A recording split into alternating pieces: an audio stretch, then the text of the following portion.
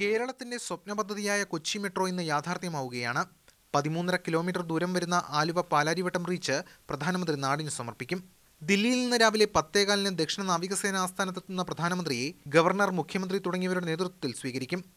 ശേഷം വാഹനമാർഗം പാലാരിവട്ടം സ്റ്റേഷനിലെത്തുന്ന അദ്ദേഹം മെട്രോയിൽ പത്തടിപ്പാലം വരെ യാത്ര ചെയ്യും. തുടർന്ന് 11 മണിക്ക് കലൂരിൽ സജ്ജമാക്കിയിരിക്കുന്ന ഉദ്ഘാടന വേദിയിൽ പ്രധാനമന്ത്രി എത്തും.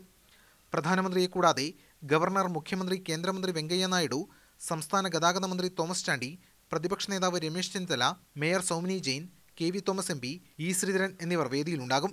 3500 പേർക്കിരിക്കാവുന്ന പന്തലാണ് തയ്യാറാക്കിയിരിക്കുന്നത്. പദ്ധതി പ്രധാനമന്ത്രി ഉദ്ഘാടനം ചെയ്ത ശേഷം കൊച്ചി 1 കാർഡിന്റെ പ്രകാശനം നടക്കും. മെട്രോയിൽ യാത്ര ചെയ്യുന്നതിന് ആജീവനാന്തം റീചാർജ് ചെയ്ത് ഉപയോഗിക്കാൻ കഴിയുന്ന മെട്രോ 1 കാർഡിന്റെ വിതരണം പിന്നീടേ ഉണ്ടാകൂ. മെട്രോ പാലാരിവട്ടം മുതൽ മഹാരാജാസ് വരെ ഓണത്തോടെയും തൃപ്പൂണിത്തുറ വരെ 2.5 വർഷത്തിനുള്ളിലും സജ്ജമാകുമെന്നാണ് DMRCയുടെ കണക്കുകൂട്ടൽ. 2012 സെപ്റ്റംബർ 13-ന് അന്നത്തെ പ്രധാനമന്ത്രി മൻമോഹൻ സിംഗാണ് കൊച്ചി മെട്രോയ്ക്ക് തറക്കല്ലിട്ടത്. മാതൃഭൂമി ന്യൂസ്, കൊച്ചി.